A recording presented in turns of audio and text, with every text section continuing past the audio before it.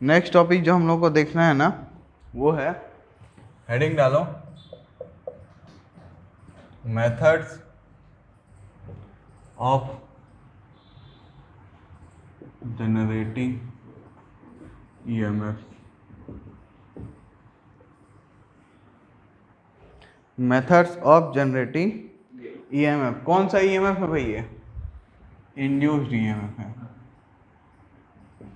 ठीक है, जो इंड्यूस हो रहा है। अब देखो हम लोग क्या देखे, ईएमएफ कैसे इंड्यूस होता है? फ्लक्स चेंज करके। ईएमएफ कैसे इंड्यूस होता है? फ्लक्स चेंज करके। और फ्लक्स जो होता है वो क्या होता है? B A cos theta. मतलब ईएमएफ इंड्यूस करने के लिए हमको फ्लक्स चेंज करना पड़ेगा, और फ्लक्स जो हमारा होता है वो बी ए कॉस थीटा होता है। अब इसको देख के हम लोग तीन काम कर सकते हैं, या तो बी चेंज कर लेते हैं, या तो ए चेंज कर लेते हैं, और या तो थीटा भी चेंज कर सकते हैं। पॉसिबल है भाई, है ना?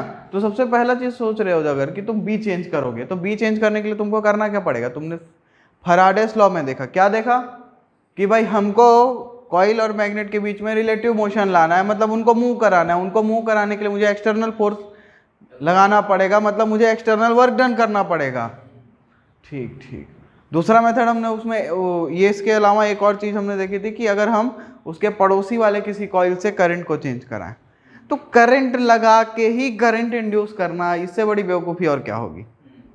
प्रैक्टिकली बेवकूफ़ी जैसा ही लगता है ये। ठीक है, छोड़ो, ये वाला पसंद नहीं आया, तो ये उतना खास अपने यूज़ में आएगा नहीं। इसके अलावा हमने एरिया वाला भी देखा, जो अभी हमने क्या किया था, ये हमारा था, इस पे इसको हमने v वेलोसिटी से इधर लाया, तो E इज इक्वल टू बवाल हमारा आ गया था इंड्यूस्ड ईएमएफ। ठीक है, ये भी अच्छा ऑप्शन है। तो इस तरीके से भी हम लोग कर सकते हैं।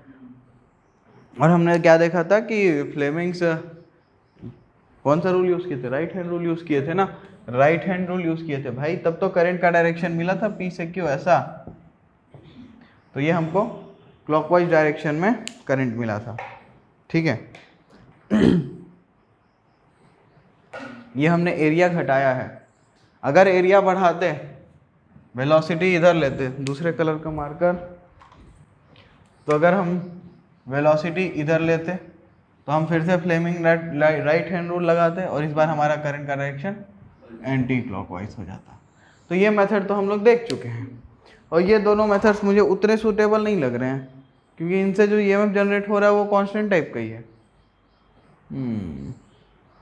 मज़ा नहीं आया। चलो तीसरा मेथड देखते हैं फिर, है ना?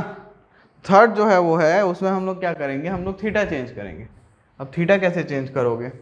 थीटा चेंज करने के लिए क्या करोगे भाई? तो मैग्नेटिक फील्ड में एक कॉइल रखोगे, है ना, और एंगल बदलना है, मतलब घुमाना पड़ेगा, और कोई रास्ता तो है नहीं। तो एक यूनिफॉर्म मैग्नेटिक फील्ड ले लेते हैं, चलो।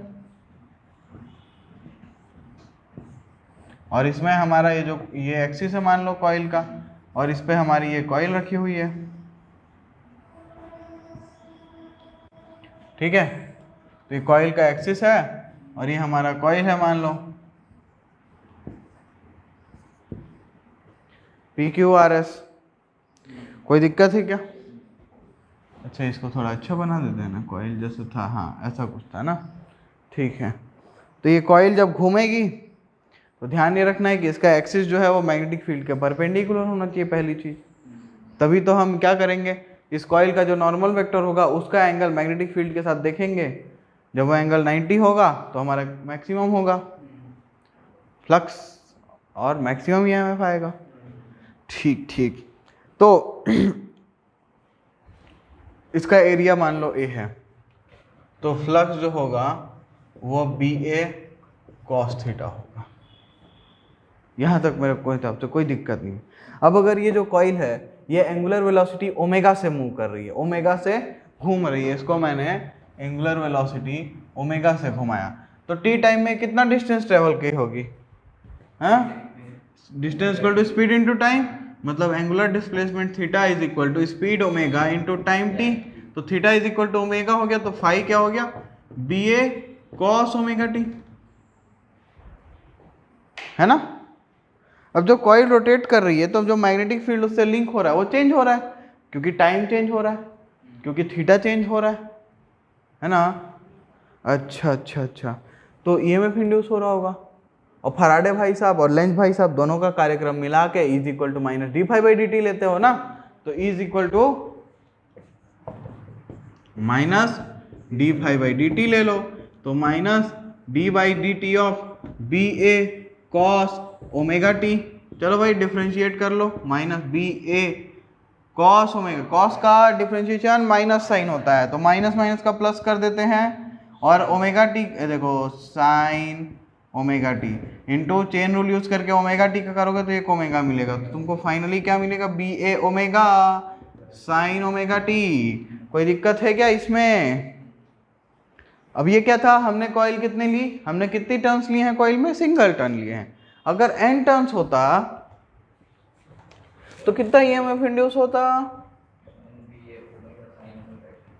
E is equal to N B A omega sine omega t. कोई दिक्कत इसमें? समझ में आया क्या? सिंपल सी बात है ना ये। अच्छा, मैक्सिमम कितना ईएमएफ इंड्यूस होगा जब साइन ओमेगा टी की वैल्यू 1 होगी, मतलब ओमेगा टी की वैल्यू 9 होगी, तो ईएमएफ मैक्सिमम या फिर ई नॉट जो होगा वो एन बी ए ओमेगा के इक्वल होगा। बात समझ में आई क्या? चलो ठीक है, ये समझ में आ गया तुम लोगों को। तब एक काम करते हैं, ओमेगा क्या होता है, ओमेगा होता है 2 पाई बाई टी। ओमेगा क्या होता है 2 पाई बाई टी, और 1 बाई टी होता है फ्रीक्वेंसी। तो यहाँ से अगर देखोगे तो ई की वैल्यू को तुम एक और लिख सकते हो, E naught sine omega T या फिर E naught sine 2 pi F T. Omega को 2 पाई एफ लिख दिए, कोई दिक्कत इसमें? ठीक है ना।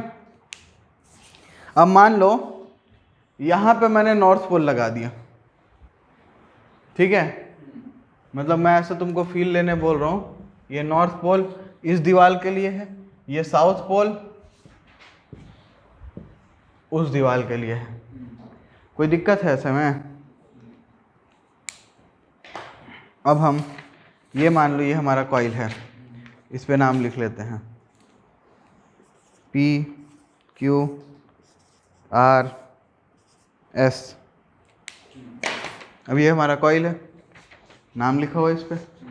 अब ये नॉर्थ से साउथ की फील्ड है, नॉर्थ से साउथ की हमारी फील्ड है। मैं इसको ना तुम लोगों के एंगल से ही समझाना चाहता हूँ ताकि मैं उल्टा ना कर दूँ, मतलब मैं उल्टा समझ तुम जाओगे।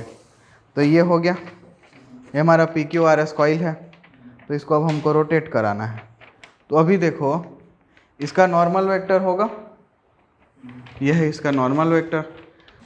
हम omega t is equal to 0 से शुरू करते हैं। चलो, तो ये omega t is equal to 0 पे ऐसा सिचुएशन है, ठीक है।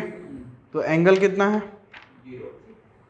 0 है नॉर्मल का, और ये जो हमारा जो प्लेन है कॉइल का, ये हमारे फील्ड के परपेंडिकुलर है। तो ओमेगा टी अगर 0 होगा तो साइन ओमेगा टी 0 होगा, साइन 0 0 होगा, तो ईएमएफ 0 होगा। अच्छा, अब इसको हम घुमाते हैं, किधर घुमाए बताओ, एंटी क्लॉकवाइज घुमाए कि क्लॉकवाइज घुमाए बताओ। चलो क्लॉकवाइज घुमाते हैं।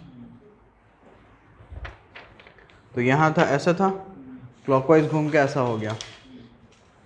अब ऐसा हो गया अगर, तो कितना एंगल हो गया फील्ड और इसके बीच में, फील्ड और ये जो कॉइल है इसका प्लेन पैरेलल हो गया, और इनका नॉर्मल वेक्टर के बीच में 90 डिग्री हो गया।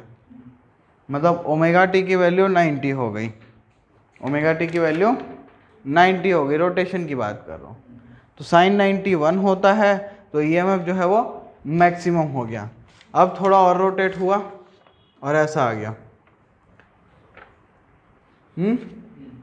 तो ये 180 आ गया।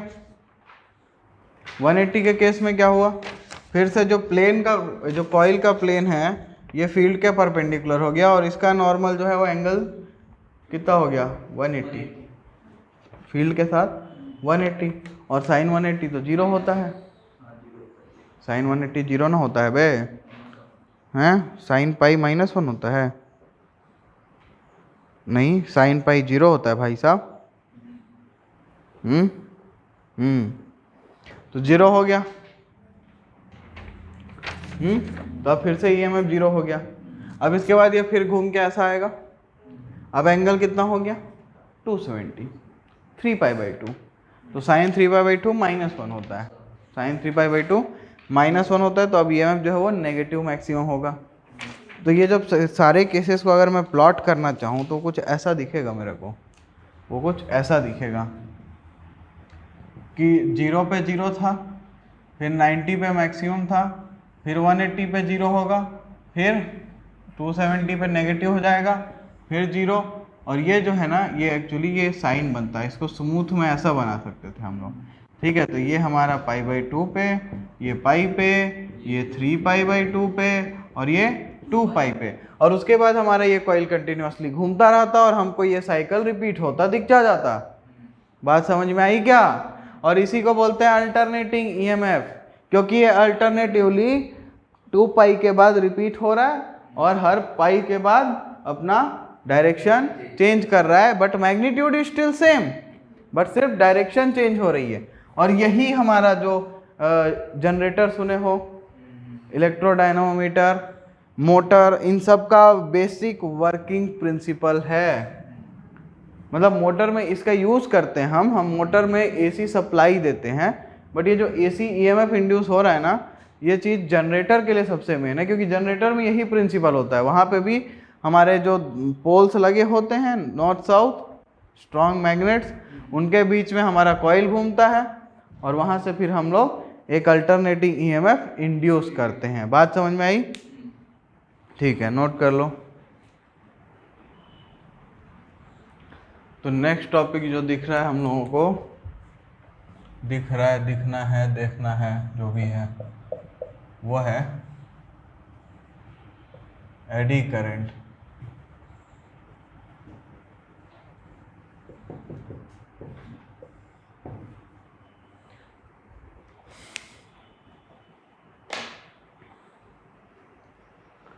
अब देखो, चेंजिंग फ्लक्स की वजह से कॉइल में EMF इंड्यूस हो रहा था। ठीक है, कोई दिक्कत नहीं, ज़रूरी है सिर्फ कॉइल में हो। क्या मेरे पास एक कंडक्टिंग ब्लॉक होता और उसके अक्रॉस अगर चेंज होता करंट, तो क्या उसमें EMF इंड्यूस होता? हाँ होता, क्योंकि कंडक्टिंग है, चार्जेस मूव कर सकते हैं, तो होगा। अब अगर मेरे पास एक कंडक्टिंग ब्लॉक है या कंडक्टिंग शीट है मान लो, ठीक, तो उसमें जो इलेक्ट्रॉन्स होंगे, जो चार्जेस होंगे, जब वहाँ से चेंजिंग फील्ड होगा, मतलब मैग्नेटिक फील्ड में तो ऑलरेडी चार्ज को फोर्स लगता ही है ना। हाँ, तो जब एक मेटल ब्लॉक से हमारा जो फ्लक्स है वो चेंज हो रहा होगा, तो क्या होगा, एक EMF उसमें इंड्यूस होगा और उसकी वजह से क्या होगा, करंट फ्लो करना स्टार्ट होगा। और करंट कैसे फ्लो होगा? करंट फ्लो होगा परपेंडिकुलर डायरेक्शन में फील्ड के, क्योंकि हम लोग ये चीज़ देख चुके हैं फ्लेमिंग्स लेफ्ट हैंड रूल से कि, अच्छा, फ्लेमिंग्स राइट हैंड रूल से कि इंड्यूस्ड EMF मैग्नेटिक फील्ड के परपेंडिकुलर होता है, ये देख चुके हैं ना। तो ये जो करंट्स है ना, ये एक्चुअली सर्कुलर पाथ्स में घूमती हैं और इसीलिए इनका जो देखते हैं ना अगर, तो ये ऐसा दिखता है कि ये वर्लपूल्स हैं, जैसे पानी में वर्ल्स देखे वैसे गोल गोल घूमता है जो, तो ये वैसे ही दिखते हैं। तो इसी वजह से इनका नाम एडी पड़ा, क्योंकि एडी भी बोला जाता था उसको, एडीज। वर्लपूल्स को एक और वर्ड है एडीज से भी रिप्रेजेंट करते थे, तो इसीलिए इसका नाम पड़ा एडी करंट। और 1895 में फौकाल्ट भाई साहब ने इसकी खोज की थी, इसलिए इसका एक और नाम है जो कि है फौकाल्ट करंट्स।